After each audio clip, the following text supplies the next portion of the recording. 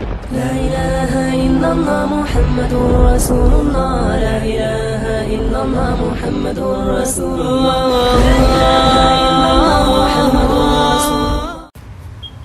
بسم الله الرحمن الرحيم الحمد لله رب العالمين الصلاة والسلام على سيد الانبیاء والمرسلین.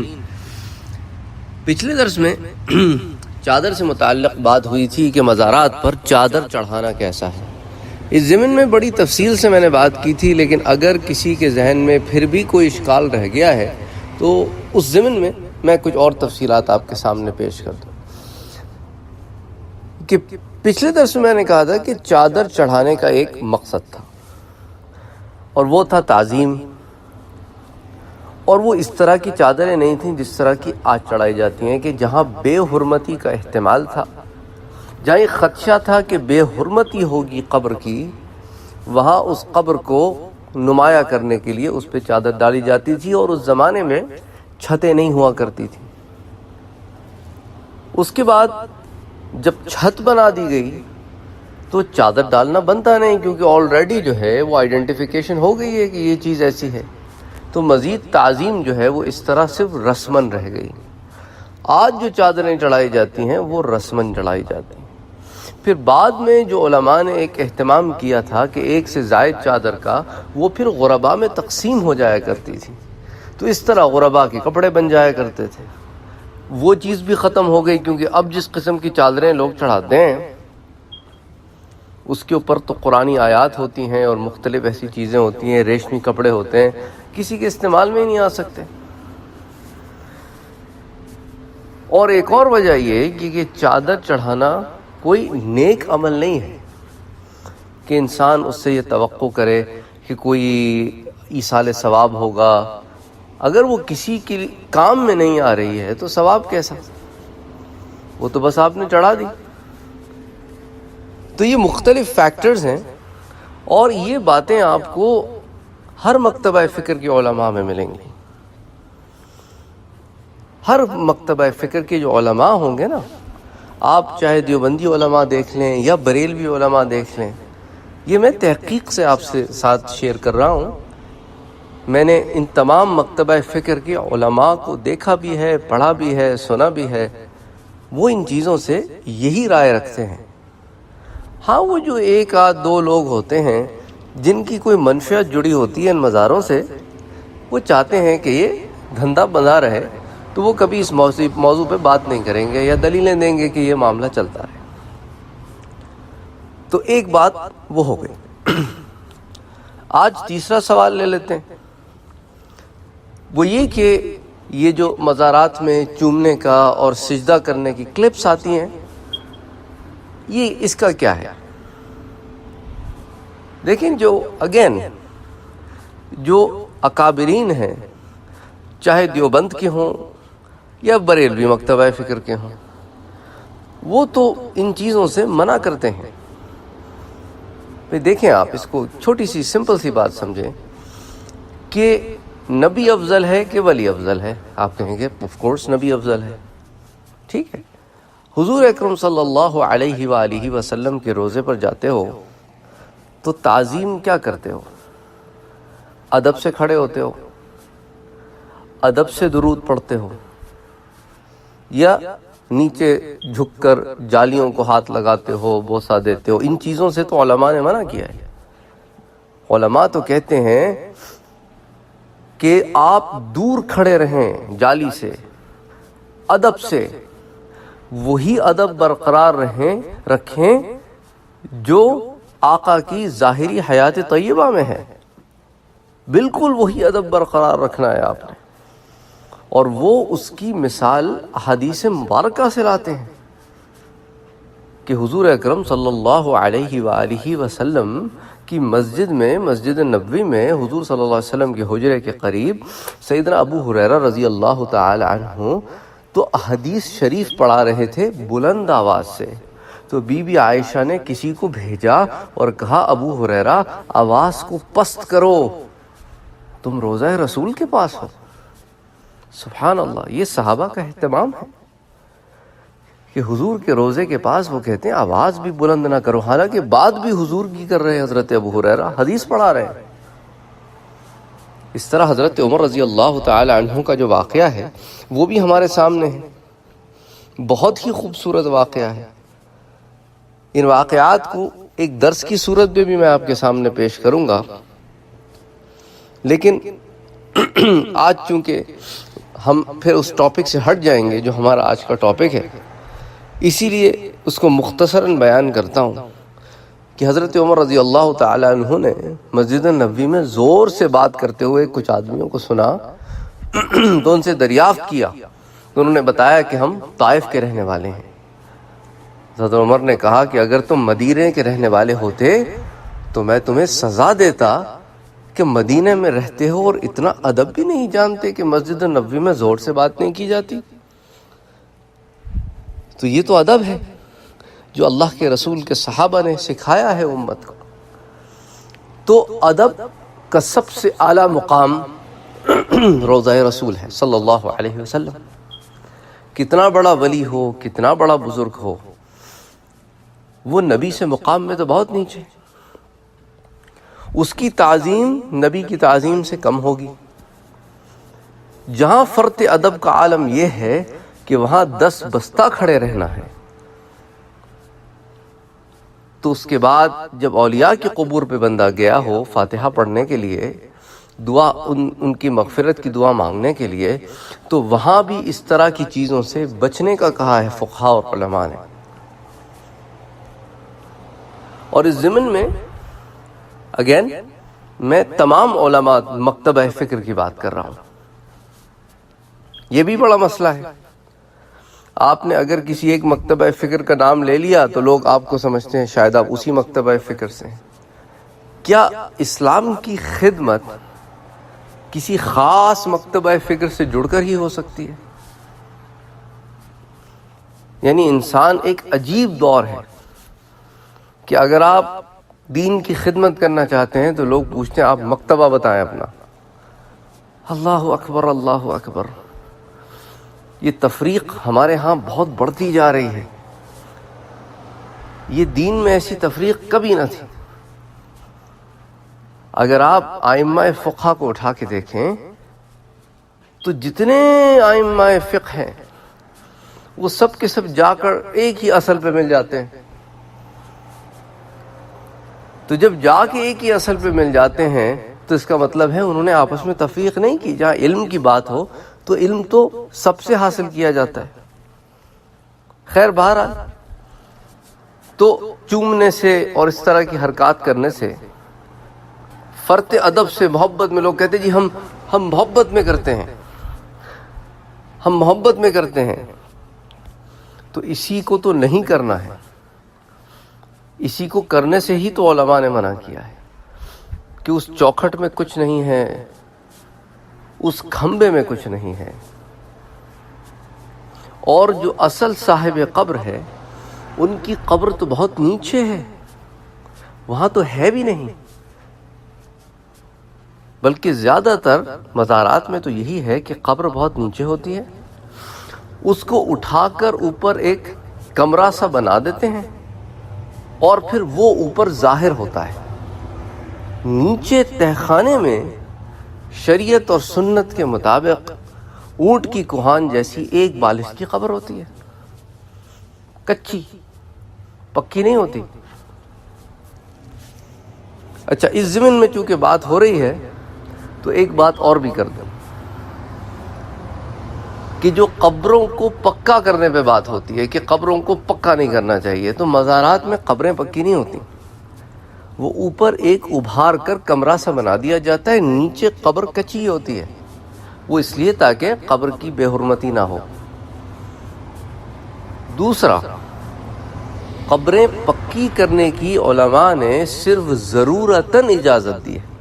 مثال کے طور پر بعض جگہ ایسے ہوتے ہیں کہ کفن چور ہوتے ہیں، ان سے بچانے کے لیے قبر پکی کر دی جاتی ہے۔ بعض جگہ ایسے ہوتا ہے کہ ایسے جانور ہوتے ہیں جو زمین کھودتے ہیں، تو یہ احتمال ہوتا ہے کہ لاش مبارک جو بھی ہو، جس کی بھی ہو اس کی بے حرمتی ہو سکتی ہے۔ بعض جگہ ایسے ہوتا ہے کہ قبروں میں پانی اتر آتا ہے، بہت سارے ریزنز ہو سکتے ہیں. بعض جگہ یہ احتمال ہوتا ہے کہ لوگ احتیاط نہیں کریں گے تو تاکہ ان کو اور بے ادبی کریں گے. تو مختلف ضرورتیں ہیں، ان کے تحت ایسا کیا جاتا ہے. شرعاً غیر ضرورت کسی کی بھی قبر جو ہے وہ پکی کرنے کی اجازت نہیں ہے. اور یہ تمام مکتبہ فکر کا یہی اصول ہے. یہ بڑا ہمارے پاس مسئلہ ہے کہ لوگ چند لوگوں کی ایگزامپلس لے کے پورے مکتبہ فکر کو لتاڑ دیتے ہیں کہ او جی بریلوی تو ایسے ہوتے ہیں، او جی دیوبندی تو ایسے ہوتے ہیں. تم نے جا کے کبھی ان لوگوں کی اکابرین کی کتابیں پڑھی ہیں جو تم نے سب کو یوں لتاڑ دیا؟ اور سوشل میڈیا پہ تو بہت زیادہ ہے. کسی ایک آدمی کی غلط حرکت کی کلپ بنا کر، جو عالم بھی نہیں ہے، عام آدمی ہے، اس کو چلا دیتے ہیں اور کہتے ہیں جی دیکھیں یہ مکتبہ فکر ایسا ہے. کہ زیادتی ہے، یہ ظلم ہے. اب سجدے والی بات کر لیتے ہیں کہ قبر پہ سجدہ. اب دیکھیں جب ہم بات کرتے ہیں کہ بھئی دیکھیں یہ قبر پہ جو آپ سجدہ کر رہے ہیں یہ غلط ہے، تو لوگ کہتے ہیں ہم سجدہ نہیں کر رہے، ہم چوم رہے ہیں. سجدہ 7 اجزاء پر ہوتا ہے، ہم نے 7 کے 7 زمین پر نہیں ٹیکے. ٹھیک ہے. اب اس پہ میں نے تحقیق شروع کی. اب تحقیق کرنے کے لیے لوگ کیا کہتے ہیں کہ بھئی آپ علماء سے پوچھیں. تو پھر مختلف مکتبہ فکر کے علماء سے پوچھا، بریلوی مکتبہ فکر کے علماء سے پوچھا، دیوبندی مکتبہ فکر کے علماء سے پوچھا. سب نے کہا کہ دیکھیں سجدے کی 2 حالتیں ہوتی ہیں.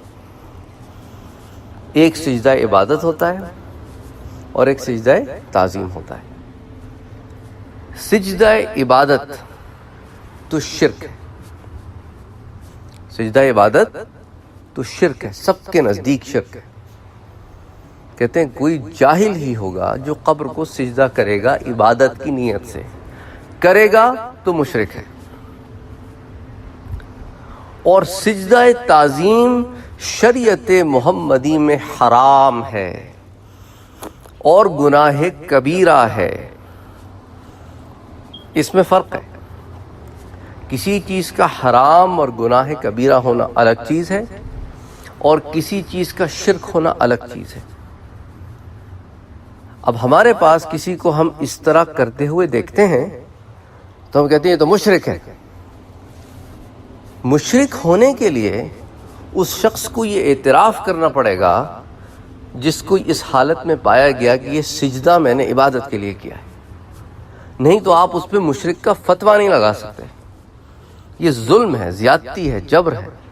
ہاں آپ اس پہ گناہگار کا فتویٰ لگا سکتے ہیں کہ یہ گناہگار ہے، کہ اس نے حرام کام کیا ہے، اس نے ایسا کام کیا ہے جو گناہ کبیرہ ہے. اور میں نے ان سے یہ بھی پوچھا کہ حضرت یا حضرات جن سے کہ بھئی یہ تو یہ چیزیں کہتے ہیں کہ 7 اجزاء ہوں اور ایسے ہوں اور ویسے ہوں. تو انہوں نے کہا کہ دیکھیں سجدے جیسی کیفیت اور صورت بنانا یہ بھی تعظیمی سجدے کے ضمن میں آئے گا. تم ایسا کام کرتے ہی کیوں ہو جس سے یہ ظاہر ہو کہ تم دوسری چیز کر رہے ہو.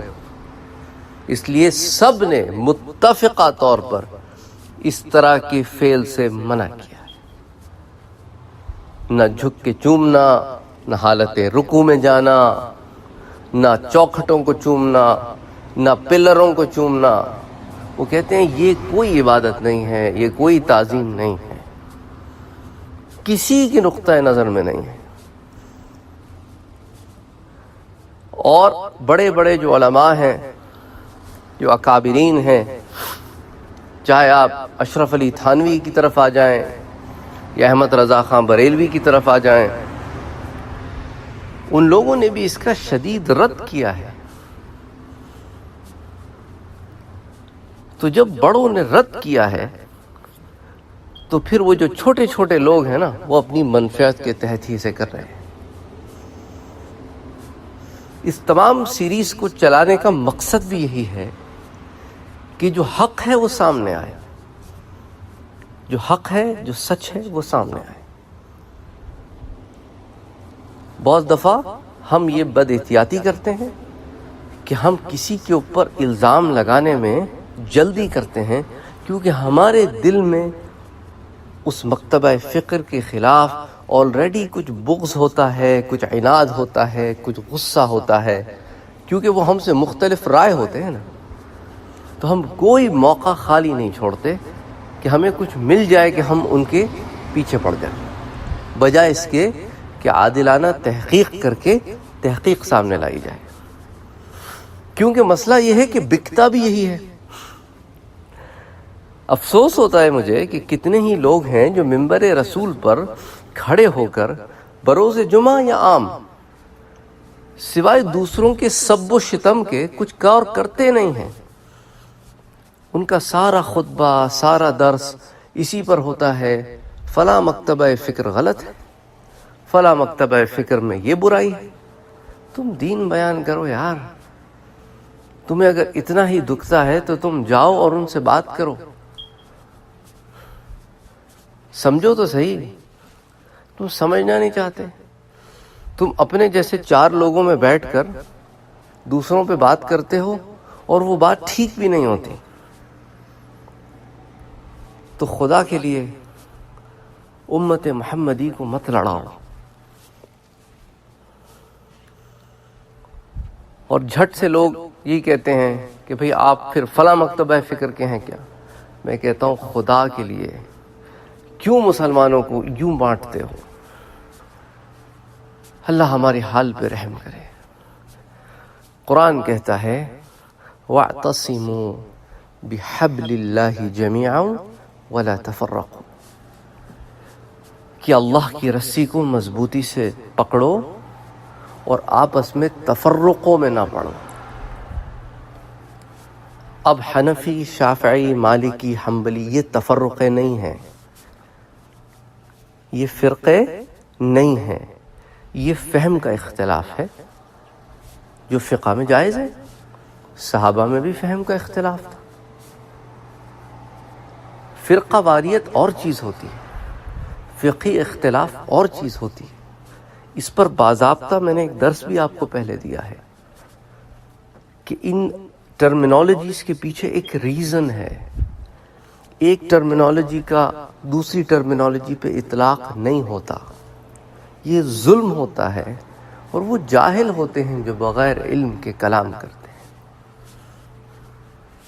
تو بہرحال یہ سجدہ تعظیم یا سجدہ عبادت دونوں منع ہے۔ سجدہ عبادت تو شرک، اور سجدہ تعظیم حرام اور گناہ کبیرہ۔ اللہ تعالی ہم سب کو ہدایت دے، ان گناہوں سے، ان برائیوں سے بچائے، وہ خود ساختہ نیکیاں جو ہم نے بنا رکھی ہیں ان سے ہمیں بچائے، اور صحیح معنوں میں دین کو سمجھنے کی توفیق عطا فرمائے۔ وما علینا الا البلاغ۔